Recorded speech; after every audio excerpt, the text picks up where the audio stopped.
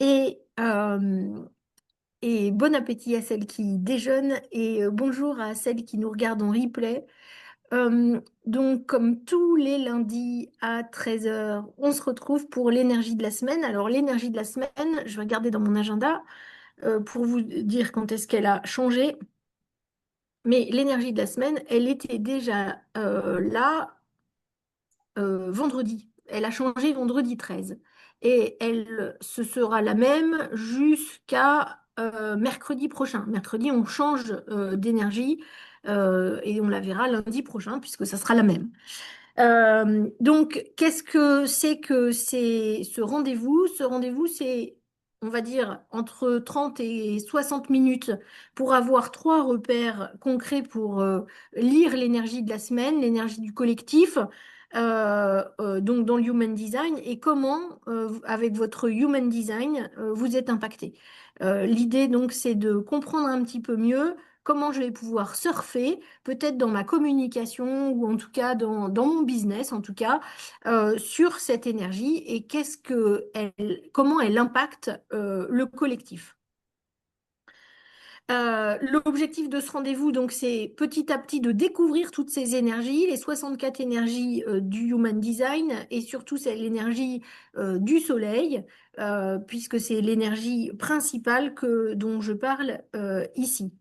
Alors, qu'est-ce que le Human Design? Vous savez tout ce que c'est ici, mais pour celles qui voient ça en replay, eh bien, le Human Design n'est pas une science, mais le Human Design est un système de lecture d'un profil énergétique, donc qui est un mélange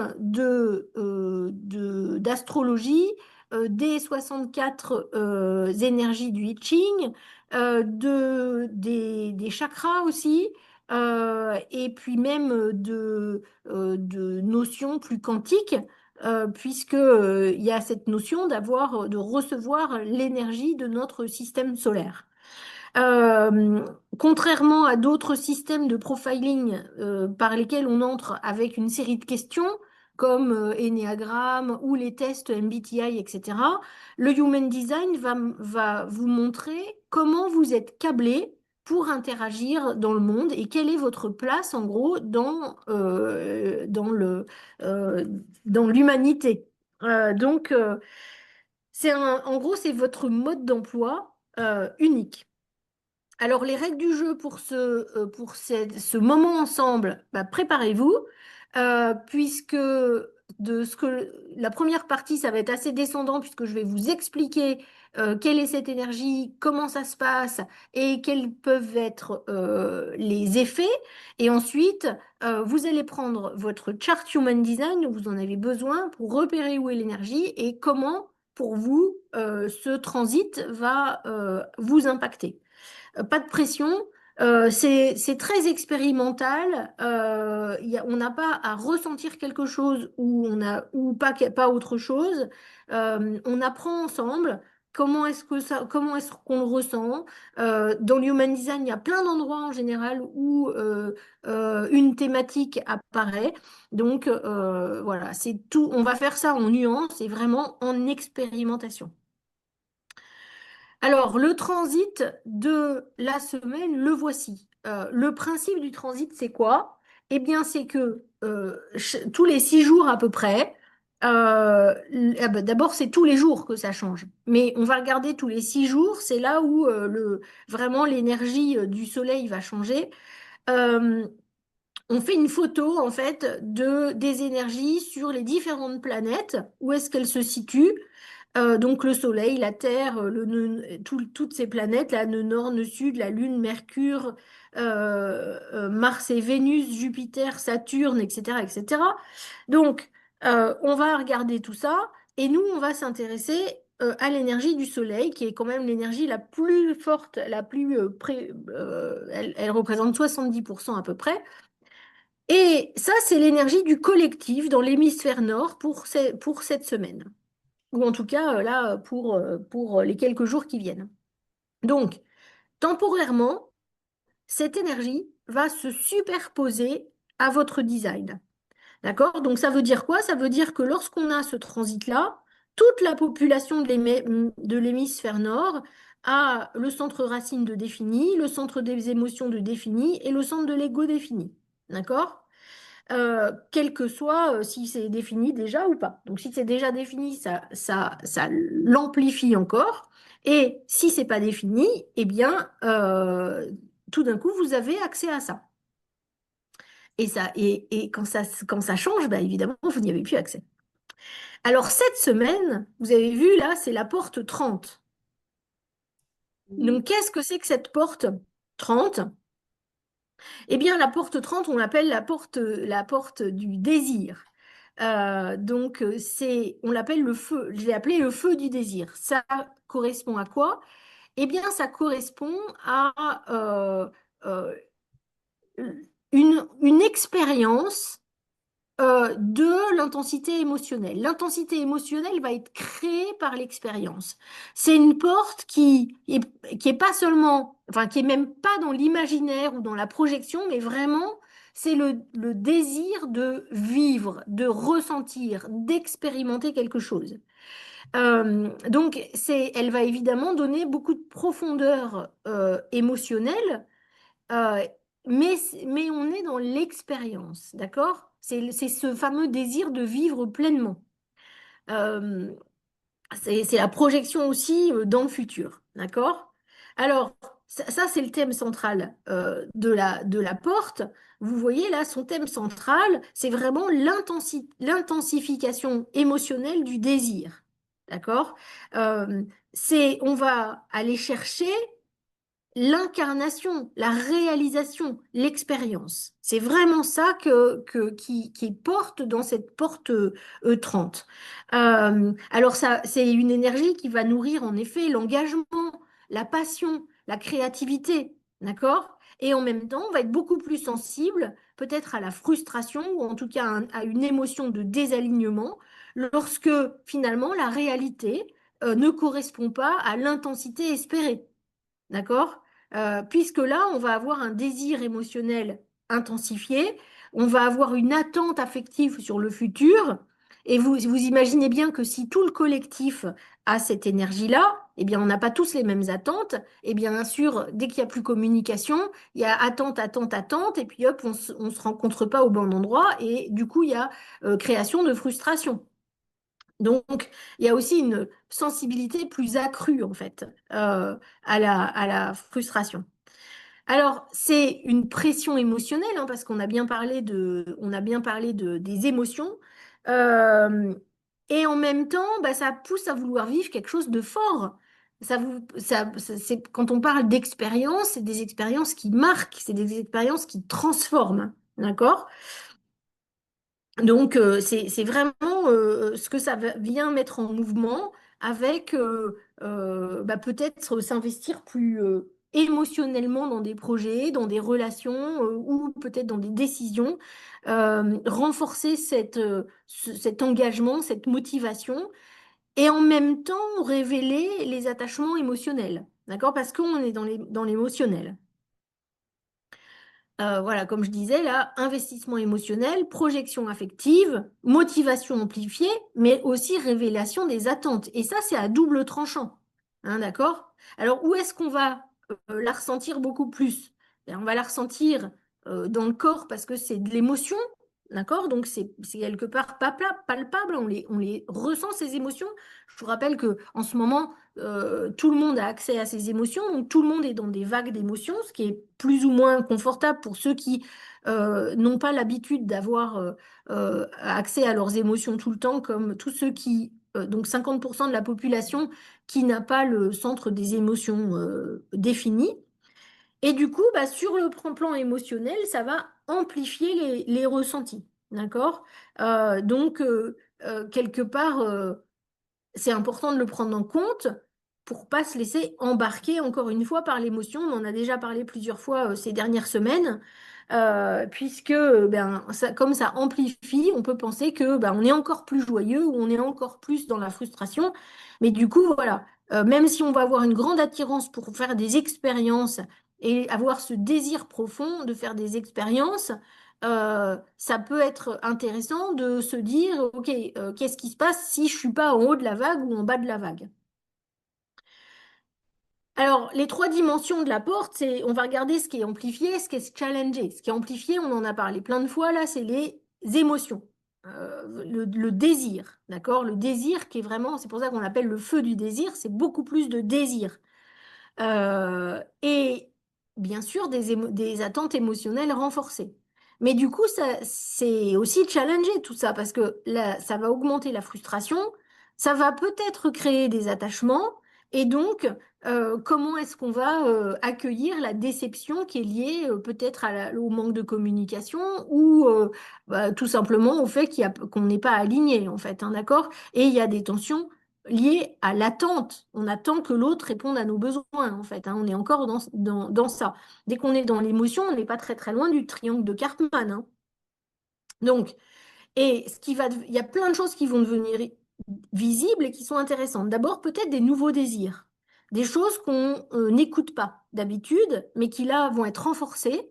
Et donc, en fait, comme il y a cette énergie dessus, tout d'un coup, on va être beaucoup plus dans la joie sur quelque chose, où on va désirer quelque chose beaucoup plus. Ce qui est aussi visible, c'est des schémas de frustration qui peuvent être plus forts en même temps parce que on n'est pas, on s'attend à quelque chose et on n'est pas reçu, on n'est pas rencontré sur ce niveau de désir-là, par exemple. Et du coup, là, ça peut vraiment donner de la clarté sur un manque dans une relation, qu'elle soit personnelle ou professionnelle. Ce qui est intéressant, c'est que euh, quand, quand l'énergie elle est alignée, on va vraiment être dans, enfin, c'est agréable. Le désir est agréable, il est ressenti physiquement. Euh, Ça peut, et encore une fois, enfin, je l'ai pas dit tout à l'heure, mais c'est pas seulement le désir sexuel, c'est tout désir pour quelque chose, tout envie d'aller expérimenter quelque chose, d'accord? Donc on est c'est, quand on est bien aligné par rapport à cette énergie, c'est une énergie qui nous amène vers l'expérimentation. Donc peut-être aussi euh, plus de d'appétence pour aller explorer des choses comme qui auraient été imprévues ou des choses qui sont plus dans l'expérimentation. Quand on n'est pas aligné, ça amène de la rigidité émotionnelle, de la déception. On a parlé beaucoup des attachements, d'accord? Donc, ou des décisions qui vont être guidées par l'émotion. Alors maintenant, c'est à vous de prendre votre design. On a toujours quatre solutions. Le centre émotionnel est défini et la porte 30 est définie. Le centre émotionnel est non défini et la porte 30 est définie, c'est-à-dire qu'elle est noire. Le centre émotionnel est défini, il est coloré avec la porte 30 blanche, non définie. Et le centre émotionnel est non défini avec la porte non définie. Ça, c'est où vous en êtes aujourd'hui. Alors, qu'est-ce qui va se passer pour vous en particulier? Quand la porte est définie dans un centre émotionnel défini, vous connaissez déjà cette émotion et cette intensité émotionnelle. Et là, le transit va amplifier encore cette passion, peut-être cette sensibilité à la déception. Le conditionnement possible pour vous, ça va concerner l'attachement au résultat émotionnel. Et la peur, elle va toucher à l'idée que bah, finalement l'expérience va pas être à la hauteur. Il y a trop d'attentes, d'accord? Il y a trop d'attentes pour que vous soyez et du coup ça va amplifier encore euh, ce conditionnement. Si la porte est définie dans un centre émotionnel non défini, ça c'est votre état de base. Eh bien, finalement, vous connaissez déjà cette énergie, mais pas de façon consistante. Donc, pour vous, ce désir, il est connu, mais il est vécu dans un espace sensible. Parce que quand on n'a pas le centre des émotions défini de façon donc, naturelle, on a accès à cette énergie des émotions que lorsqu'on est avec d'autres personnes ou suivant le transit. Et donc, c'est toujours quelque chose de sensible parce qu'on ne connaît pas très bien les émotions et on n'est pas très à l'aise avec les émotions. Et donc, on connaît cette énergie du désir quand elle est déjà définie. Mais voilà, c'est toujours un peu un domaine sensible où on n'est pas très sûr de nous. Et du coup, là, le transit va amplifier les émotions et ça va aussi amplifier le collectif. D'accord? Et du coup, on va être encore plus sensible au collectif et ça va peut-être créer des confusions entre ses propres désirs et ceux de l'environnement. N'oubliez pas que quand on a le centre non défini, on ressent beaucoup l'énergie des autres. Si la porte 30 est non définie dans un centre émotionnel non défini, donc personne n'est défini, on est tout blanc. Enfin, ou tout, oui, on est tout blanc. Euh, le transit va finalement activer une intensité inhabituelle. Et le conditionnement va apparaître lorsque cette activation temporaire va être prise pour une vérité durable. Tout d'un coup, j'ai l'impression qu'il faut que j'aille là-dedans parce que je ressens ça. Sauf que bien se rappeler que, en fait, la semaine dernière, on n'aurait pas tenté le saut à l'élastique. Ou la semaine dernière, on n'aurait pas tenté cette nouvelle expérience émotionnelle qui, je sais, va me poser des problèmes. Etc., etc. D'accord? Donc là, la difficulté et le challenge pour vous, ça va être vraiment d'arriver sur quelque chose de très inhabituel et pourtant d'être poussé à faire des choses ou d'être poussé par ses émotions. Alors, si la porte n'est pas définie dans votre charte et que le centre émotionnel est non défini, alors du coup, bah, pareil, l'intensité, elle est vécue de manière vraiment amplifiée et instable.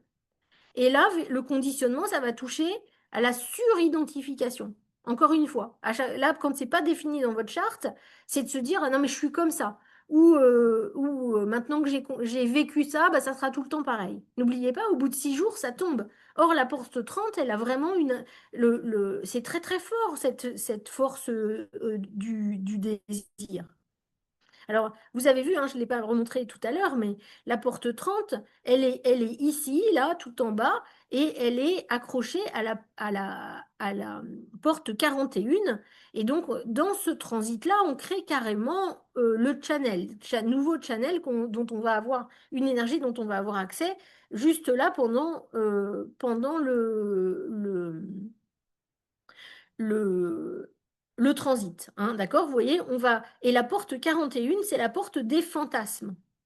Donc, d'avoir ce lien entre la porte 30 et la porte 41, on fait le pont entre le fantasme et l'intensité émotionnelle. Donc, c'est pour ça qu'on dit c'est le feu. Et appliqué à son monde professionnel, eh bien, c'est la même chose. On fantasme son business, on fantasme ses relations, on fantasme plein de choses, en fait. Et on a aussi plein de désirs. Donc, il y a beaucoup d'attentes, en fait, par rapport à ça. Et aussi dans les relations. Donc, la phrase clé de la semaine, c'est finalement de vivre avec intensité, mais surtout sans s'attacher aux résultats, en prenant bien en compte que l'autre aussi il vit avec intensité ce qu'il a à vivre. Et c'est peut-être pas du tout ce qu'on voudrait vivre, d'accord? Donc, peut-être cette semaine, faire encore plus attention à la communication, surtout que les énergies de la semaine, je vous rappelle, je vous remontre, sont des énergies très basses. Il y a que la porte 8 dans le chakra de la gorge, d'accord? Donc, on n'est pas du tout dans la volonté de communiquer, là, on est dans le corps, vraiment. C'est quelque chose qui nous rapporte vraiment dans le corps. Donc, aller vers aussi de la communication. Et finalement, la phrase d'alerte des alignés, c'est de ressentir que ces émotions vont diriger vos décisions. C'est faire quelque chose euh, sous l'émotion trop intense. D'accord? Alors, j'ai mis posez-vous ces questions. Quelle attente émotionnelle habite vos projets? Comment cette attente influe-t-elle vos décisions? Et puis, du coup, comment vous allez accueillir l'expérience sans attendre, sans attendre quelque chose de complètement figé par rapport à cette expérience, d'accord? Vous n'êtes pas maître de la façon dont ça va s'exprimer.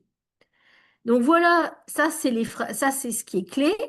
Et donc maintenant, je vais ouvrir le micro pour que on puisse exprimer justement pour celles qui sont là les questions et puis voir un petit peu comment vous vivez ça. Et je clôt aussi l'enregistrement et le partage. Alors, l'enregistrement évidemment ne.